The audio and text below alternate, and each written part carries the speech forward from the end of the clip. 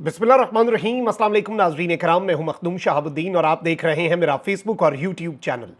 उम्मीद करता हूं आप सब लोग बखैर वाफियत होंगे और जहां भी होंगे अपने अहले खाना समेत खुश भी होंगे और महफूज भी। नाज़रीन इकराम, पाकिस्तान तहरीक इंसाफ के लिए अच्छी और मस्बत खबरों का सिलसिला जारी व सारी है और इस वक्त मरियम सरकार जो है उसे पहला डेंट पड़ चुका है।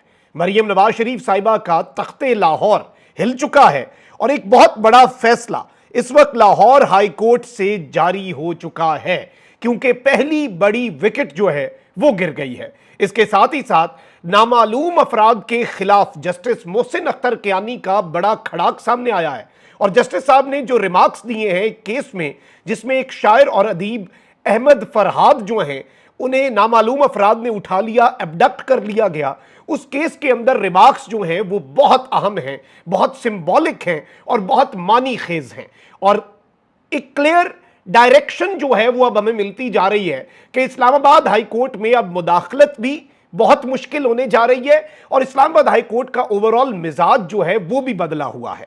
आइंदा 24 घंटे जो हैं वो बड़े अहम हैं, क्योंकि ऑब्वियसली चंद घंटों बाद तो अब इमरान खान साहब जो हैं उनकी सुप्रीम कोर्ट पेशी वाला मामला भी क्लियर हो जाएगा कि आया तौहीन अदालत कर दी जाती है या जाहिर बात है सुप्रीम कोर्ट के ऑर्डर्स को वायलेट करना इतना आसान नहीं है, या फिर इमरान खान साहब वीडियो लिंक के जरिए पेश होते हैं, वो जब ट्रांसमिशन हम सबको दिखाएंगे तो ऑब्वियसली आपको पता है कि उसके बाद पूरी दुनिया जो है वो हिलेगी, एक बहुत बड़ा रिकॉर्ड जो है वो बन जाएगा। तो जाहिर बात है इस सब के अंदर एक और डेवलपमेंट भी है और वो ये है कि काबीना कमेटी की एक रिपोर्ट थी और उस रिपोर्ट को अंसार अब्बासी साहब जो हैं उन्होंने पब्लिक किया उसके मदरजात को कि इमरान खान उसमें मुलव्वस हैं, पीटीआई ने सोची समझी साजिश की, फौज के अंदर से बगावत और 2-3 एपिसोड्स थे।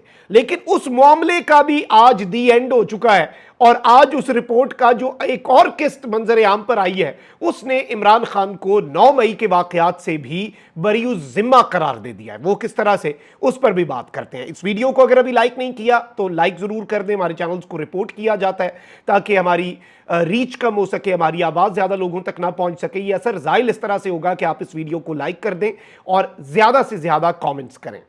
अब जल्दी जल्दी जरा खबरों पर आते हैं, क्योंकि डेवलपमेंट्स बहुत ज्यादा। एक तरफ तो इस हुकूमत पर प्रेशर बढ़ता जा रहा है और अब मौलाना फजल रहमान साहब जो हैं उन्होंने बाज़ाब्ता तौर पर अब जो पोजीशन ली है वही पाकिस्तान तहरीक इंसाफ की पोजीशन है। पहला मुतालबा पीटीआई का खैर यह है कि हमें हमारा मैंडेट वापस किया जाए, लेकिन दूसरा मुतालबा यह है कि अगर मैंडेट वापस नहीं किया जाता तो पीटीआई कॉन्फिडेंट है कि आप फिर ये हुकूमत नहीं चल सकती, आप दोबारा इंतखाबात करवाएं शफाफ। अब मौलाना फजल रहमान साहब ने मुतालबा कर दिया कि मौजूदा हुकूमत के मुस्ताफी होने का मुतालबा है हमारा और इंतखाबात असर नौ करवाए जाएं और एस्टैब्लिशमेंट इलेक्शन से दूर रहे, क्योंकि पिछले 6-7 माह से घाटे के सौदे किए जा रहे हैं।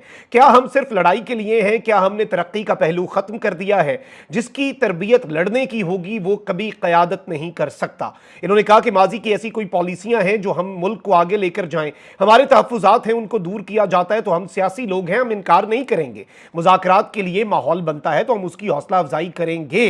इन्होंने कहा कि यह नहीं हो सकता कि एस्टैब्लिशमेंट बैक वक्त मुलाजिम भी हो और हाकिम भी। इस जहनीत को खत्म करना है कि एस्टैब्लिशमेंट की मर्जी के बगैर कुछ नहीं हो सकता। फिर उन्होंने कहा कि यह कमजोर असम्बली है क्योंकि पीपल्स पार्टी हुकूमत का हिस्सा नहीं, हम पीटीआई की तहरीक से पहले अपनी तहरीक शुरू कर चुके हैं। मौजूदा हालात में हुकूमत डिलीवर नहीं कर सकती, कौम नहीं उठेगी और वोट को तहफ़्फ़ुज़ नहीं फराहम करेगी तो मुसलसल गुलामी की तरफ जाएंगे। अब इस सब के अंदर इन्होंने कहा है कि जी इस सब में इस हुकूमत को फौरी तौर पर मुस्ताफी हो जाना चाहिए और असर नौ इस मुल्क को नए इंतखाबात की जरूरत है। खैर इस हवाले से पूरी दुनिया बात कर रही है। IMF तक ने कह दिया कि पाकिस्तान में पॉलिटिकल स्टेबिलिटी नहीं है। चाइना के हवाले से एक दावा आ गया, साफी जो है उन्होंने किया मेन स्ट्रीम मीडिया पर बैठकर एक्सप्रेस न्यूज पर कि जी चाइना जो है वो भी शहबाज स्पीड से नाला है पाकिस्तान के मामलात से।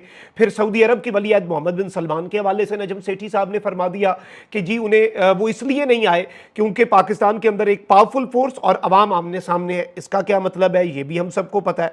अब यहां पर मैं आपको ये बता दूं कि इमरान खान साहब की जो एक तरफ तो जो इस्लामाबाद हाई कोर्ट से जमानत हुई है उसके बाद अब 2 केस बच गए हैं। एक तो तोशा खाना पहले ही उड़ गया, पहले हुमायूं दिलावर वाला जो फौजदारी का केस था, फिर दूसरा केस जो है तोशा खाना के अंदर वो भी उड़ गया। اور اس سب کے اندر جو یہ ساری سچویشن اس وقت بن چکی ہے، دو کیس بچ چکے ہیں، ایک سائفر کا اور ایک عدت کا، کیونکہ 190 ملین پاؤنڈ والے میں ضمانت ہو چکی ہے۔ سائفر والا کل نہیں تو میکسیمم ایک ہفتہ یا 7-8 دن لگیں گے۔ اس کے ساتھ ہی ساتھ جو عدت والا کیس ہے اس میں بھی راجہ رضوان عباسی صاحب جو ہیں انہوں نے اب بیرون ملک جانا ہے، ڈیلنگ ٹیکٹکس تو اپنا لیے، لیکن یہ کہا گیا کہ دلائل تو ہوں گے اور ویڈیو لنک کے ذریعے بھی وکیل کو دلائل دینے پڑے تو وہ دے گا اگر وہ ملک سے باہر بھی جا رہا ہے۔ اب لطیف کھوسا صاحب نے اس سب کے اندر کہا ہے کہ جی انشاءاللہ بانی پی ٹی آئی ہفتے 10 دن میں جیل سے باہر آ جائیں گے۔ خیر اگر تو سب کچھ آئین اور قانون کے مطابق چلتا ہے تو مئی کا مہینہ میکسیمم 15 دن آپ یہ کہہ لیں کہ یہ جو فیصلہ اگر 190 ملین پاؤنڈ والے کیس کے اندر، اس سے پہلے عامر فاروق صاحب اس طرح کا فیصلہ دے چکے ہیں کہ ٹرائل کورٹ کو وہ کہیں کہ ٹرائل جلدی مکمل کریں، اگر وہ یہ فیصلہ دے دیتے پھر خان صاحب کا باہر آنا مشکل ہو جاتا یا امپاسبل ہو جاتا، لیکن اب اس کی پاسبلٹیز بن چکی ہیں کیونکہ one sided clear cut case ہے، سائفر والا بھی عدت والا بھی، وہ بھی اڑ جانے ہیں۔ اس میں بس یہی کیا جا رہا ہے کہ جتنا ڈیلے کیا جا سکتا تھا وہ اب تک کر لیا گیا ہے، اب وہ والی کسر بھی نکل چکی ہے۔ اب اس سب کے اندر ان کے لیے بری خبریں جو ہیں ان کا سلسلہ تو جاری ہے۔ اب یہ دیکھیں کہ نون لیگی ایم پی ہیں، ان کی جیت کا نوٹیفیکیشن کالعدم قرار دیا گیا ہے، اور پی پی 133 ننکانہ صاحب سے نون لیگی امیدوار رانا ارشد کی کامیابی کے خلاف درخواست پر سماعت ہوئی۔ عدالت نے رانا ارشد کی کامیابی کا نوٹیفیکیشن معطل کر رکھا ہے۔ عدالت نے فریقین کے دلائل مکمل ہونے پر فیصلہ محفوظ کیا تھا۔ جسٹس شاہد کریم نے محمد عاطف کی درخواست پر فیصلہ سناتے ہوئے اپیل منظور کر لی۔ عدالت نے رانا ارشد کا جیت کا نوٹیفیکیشن کالعدم قرار دے دیا۔ درخواست میں الیکشن کمیشن سمیت دیگر کو فریق بنایا گیا۔ الیکشن کمیشن نے قانون کے برعکس دوبارہ گنتی کا حکم دیا، یہ موقف اپنایا گیا تھا۔ فارم 45 کے مطابق 3500 سے زائد ووٹوں سے کامیابی حاصل کی تھی، یہ موقف ہے۔ تو بیسیکلی ہوا یہ ہے کہ لاہور ہائی کورٹ سے تخت لاہور کو ایک بڑا دھچکا پہنچا ہے۔ پہلا بڑا ڈنٹ جو ہے وہ مریم نواز کی سرکار کو پہنچا اور ایک سیٹ مزید کم ہو گئی ہے۔ اس سے پہلے مخصوص نشستیں پہلے اڑ چکی ہیں جو اضافی مال غنیمت سمجھ کے بندر بانٹ کر کے اس حکمران ٹولے کو دے دی گئیں۔ قومی اسمبلی میں سے 2/3 اکثریت بھی ختم ہو چکی ہے۔ اب یہاں پر میں عمران خان صاحب کی خیر وہ جو کل پیشی ہے اس کے حوالے سے بتا دوں کہ اطلاعات ذرائع یہ بتا رہے ہیں کہ جیل انتظامیہ جو ہے کیونکہ سپریم کورٹ ہے اور قاضی صاحب کی عدالت ہے، قاضی صاحب چاہتے نہ چاہتے ہوئے انہیں توہین عدالت لگانی پڑے گی اگر کل آپ نے خان کو پیش نہ کیا۔ تو انتظامات اپیرنٹلی مکمل کر لیے گئے، لیکن ظاہری بات ہے پاکستان میں راتیں جو ہے نا وہ بڑی سخت ہوتی ہیں اور ان راتوں کے اندر بہت کچھ ہو جاتا ہے، تو رات کی تاریکی میں کچھ ہو جائے تو اس کے اوپر ہم کچھ نہیں کہہ سکتے۔ اب وہیں دوسری جانب ایک شاعر ہے جی احمد فرحاد، اور وہ ظاہری بات ہے بہت ووکل ہے، اینٹی اسٹیبلشمنٹ نیریٹو جو ہے اسے لے کر چلتے ہیں۔ انہیں غائب کر دیا گیا۔ ان کی جو اہلیہ ہیں انہوں نے اسلام آباد ہائی کورٹ میں پٹیشن کی، اور اسلام آباد ہائی کورٹ کے جسٹس محسن اختر کیانی جو ہے انہوں نے انہیں 6 بجے طلب کر لیا، آفس آورز کے بعد طلب کر لیا، عدالت لگائی، اور پھر اسلام آباد ہائی کورٹ کی جسٹس محسن اختر کیانی نے جو آج غیر معمولی ریمارکس دیے ہیں یہ بڑے امپورٹنٹ ہیں، کیونکہ انہوں نے کہا کہ اسلام آباد کے نئے آئی جی صاحب کو کہا تھا کہ اب کوئی بندہ اغوا ہوگا تو آپ ذمہ دار ہوں گے، کل دن تک بندہ ڈھونڈ کر لائیں، اگر آپ کو لگے کہ نامعلوم افراد نے بندہ اٹھایا ہے تو ضمنی لکھ کر دیں، اس میں کہیں کہ نامعلوم افراد نے بندہ لکھا ہے۔ ایس ایس پی صاحب آپ کو پھر ایس ایچ او کے پیچھے کھڑا ہونا ہوگا، جب ایس ایچ او یہ ضمنی لکھے گا کہ نامعلوم بندوں نے اٹھایا تو ایس ایس پی صاحب آپ ایس ایچ او کے پیچھے کھڑے ہوئیے گا، پھر اگر آپ کو کوئی ٹرانسفر کرے تو میں اسے دیکھ لوں گا۔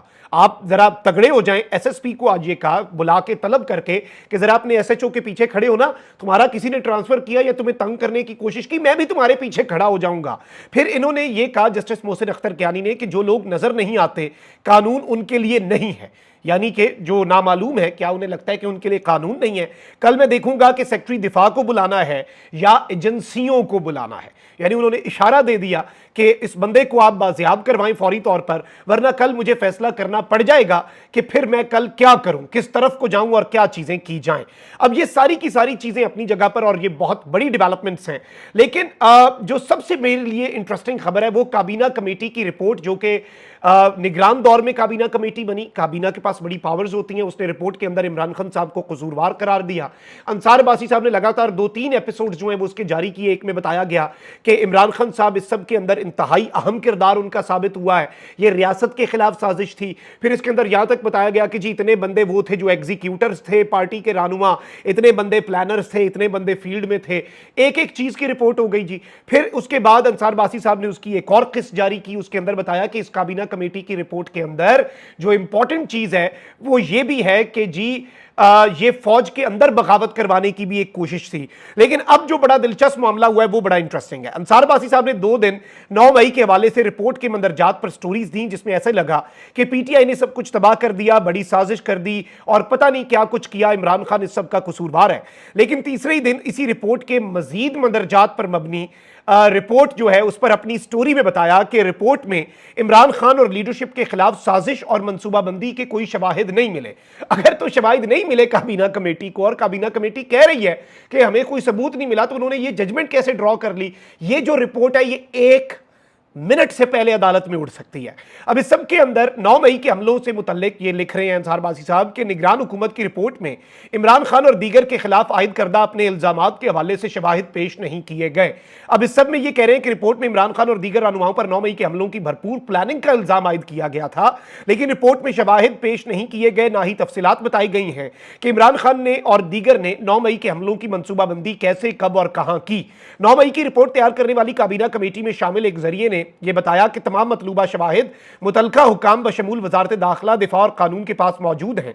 हुकूमत चाहे तो शवाहिद को मंजर आम पर ला सकती है, लेकिन ऐसा मामला लग नहीं रहा। रिपोर्ट के नताइज और इसका नतीजा मुतलका विफाकी और सूबाई हुकाम की जानिब से कमेटी को दिखाए गए शवाहिद की बुनियाद पर अखज किया गया। ये उस काबीना कमेटी का एक रुकन कह रहा है, जरैया कह रहा है। लेकिन इसमें मैं आपको ये बता दूं कि ये सारी की सारी चीजें जो हैं ये अच्छी खासी बड़ी मुख्तलिफ हो चुकी हैं। और इमरान खान साहब के इस 9 मई की काबीना कमेटी की बुनियाद पर, जिसकी बुनियाद पर ये कह रहे थे कि ये पाबंदी लगा सकते हैं पीटीआई की सरगर्मियों पर, इन तिलों में तेल कोई नहीं है, इनके पास कुछ भी नहीं है, और अगर होता तो अभी तक ये कार्रवाई डाल चुके होते। अब समझ आ रही है कि राना सनाउल्लाह ने क्यों कहा कि इसका ये कोई रिपोर्ट इतनी मैटर ही नहीं करती, क्योंकि इस रिपोर्ट के अंदर काबीना कमेटी तहकीकात होती है कि आप साथ सबूत लगाएं।